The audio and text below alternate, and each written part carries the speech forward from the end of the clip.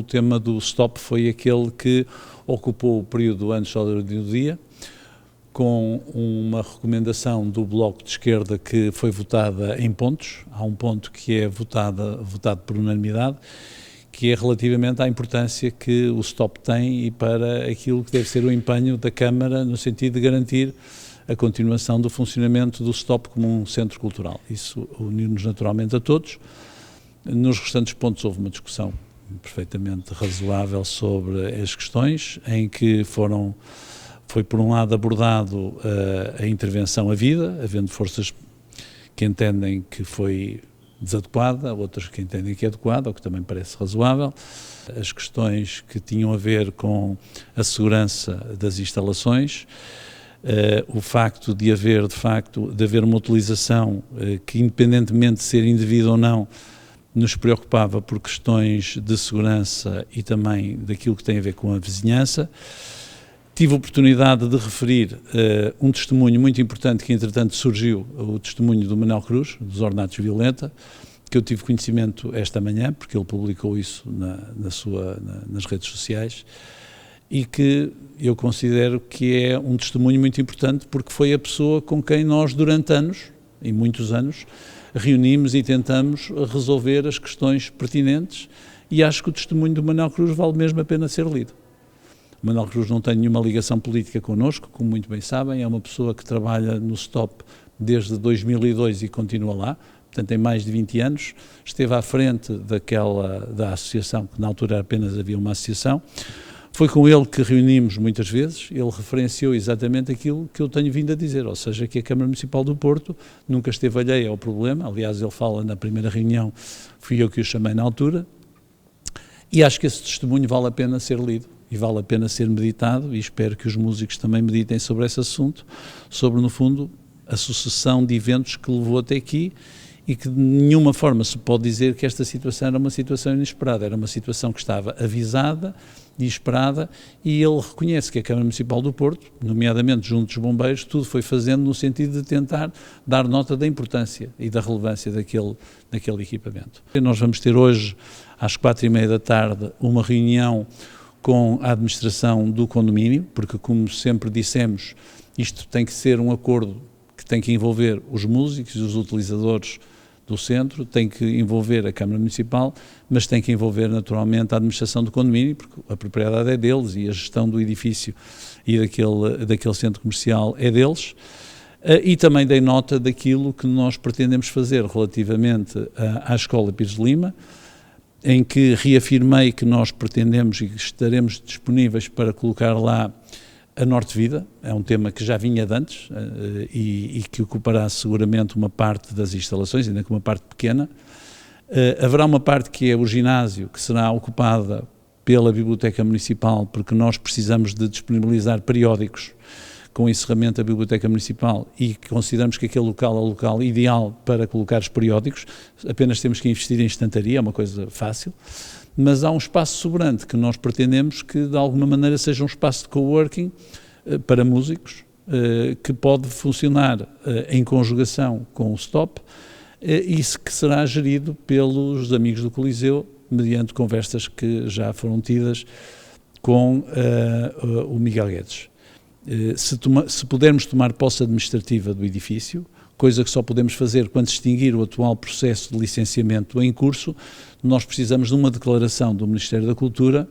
para invocar a utilidade pública, que faz com que nós possamos então intervir no edifício e fazer obras, caso os senhorios não as façam, como não vão fazer, porque eles já o disseram que não têm possibilidade de fazer, e depois avançarmos para sermos nós a alugar os espaços. O Sr. Ministro já manifestou disponibilidade para o fazer. A única coisa que ele não pode é classificar o edifício, ou seja, a única intervenção adicional que o Ministério da Cultura poderia se fazer era fazer uma classificação do edifício. O Sr. Ministro considera, e eu tendo a concordar, que independentemente do uso que todos nós reconhecemos, aquele não é um edifício classificável. não pode ser classificável como é o Mosteiro dos Jerónimos. Portanto, compreendemos que isso não pode ser, mas a declaração de utilidade pública para fins culturais, a nós já nos serve, já nos permite iniciar o processo. Portanto, nós, relativamente ao Ministério da Cultura, consideramos que a parte que lhes cabia está-nos garantida e isso é efetivamente uma tranquilidade, porque nos permite avançar com o projeto. Há um ponto em que estamos todos de acordo, o STOP, os músicos que estão lá, os artistas que habitam aquele espaço há mais de 20 anos são um património da nossa cidade, uma cidade que se quer de facto, portanto, cosmopolita, tem que, portanto, defender aqueles artistas e aqueles músicos que tanto têm dado à nossa cidade. Portanto, isto é algo que, aliás, no que respeita à moção do Bloco de Esquerda, todos estivemos de acordo. A defesa, portanto, do STOP, dos músicos e, digamos, tentarmos todos que os músicos possam ficar lá naquele espaço, mas ao mesmo tempo temos que realmente perceber que há um contexto e, portanto, condições naquele espaço que são preocupantes de ilegalidade, de uma, portanto, propriedade muitíssimo dividida e, sobretudo, de segurança. Há bastante tempo que nós, portanto, sabemos que o STOP não tem, portanto, condições de, portanto, segurança no que respeita a incêndios, instalações elétricas e, portanto, nós temos que assegurar que isso tanto aconteça. Realço naturalmente que pelo menos houve unanimidade em considerar o STOP uma coisa muito importante para a cidade e que, portanto, pelo menos isso ficou acertado, que estamos todos de acordo. Se isso servirá exatamente para os objetivos que pretendemos, é que já há algumas dúvidas. Relativamente àquilo que foi a solução que está a ser apresentada, nós não temos nada a dizer relativamente à solução que está a ser apresentada porque não nos cabe a nós, neste momento, tomar nenhuma opinião. A opinião tem que ser daqueles que são os interessados finais desta situação. A nossa opinião é clara, desde o início, para nós o STOP deve continuar a existir, é um ex-libris, é o ecossistema, como foi dito pelo vereador Paulo Cunha da Silva. Se é para se manter no mesmo espaço, se é para mudar, terão de ser os próprios a dizê-lo. Tentem atenção que o investimento que fizeram na insonorização dos espaços foi muito elevado e não se pode pegar, enquanto um instrumento pode ser levado para outro sítio, uma porta de estúdio, toda a insonorização, etc., não se pode levar. Agora, quanto a isto, continua a haver uma grande falta de informação. Nós não estamos envolvidos na gestão do município, como sabem, e o que nós notamos é a falta de informação concreta. Relativamente ao que aconteceu e às razões que levaram a este desfecho, nós entendemos que todo o processo do STOP, que tem mais de 40 anos, tem um conjunto de problemas que estão associados àquele espaço, e ao longo dos anos esses problemas foram sendo patentes, não só pela questão dos incêndios, como pela falta de seguros, porque não há empresas de seguros que façam seguros para aquele espaço, como a questão das queixas relativamente ao ruído. Portanto, há um problema naquele espaço que naturalmente precisa de ser resolvido. Mas que, do ponto de vista da factualidade, a Câmara Municipal não tinha outro remédio, sob pena de acontecer alguma coisa grave lá, até particularmente a partir do momento em que há uma discoteca ilegal a funcionar ali dentro e à qual acorrem várias centenas, ou algumas centenas de pessoas que acorrem àquele local,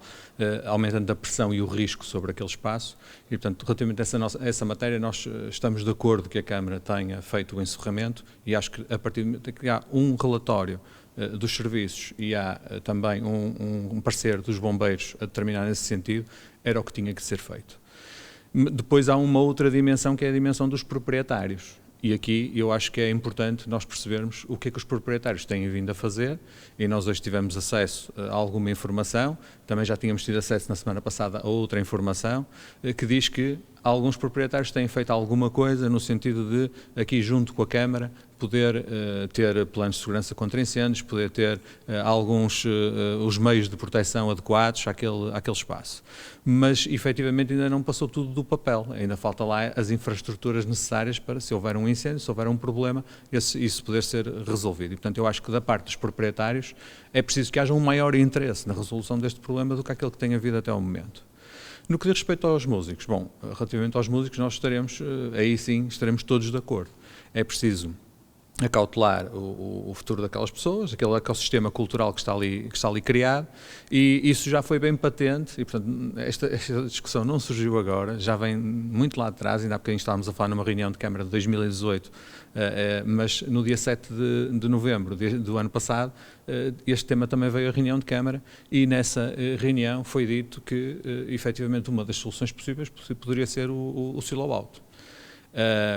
Para o PSD nós não levantamos nenhum obstáculo a essa solução.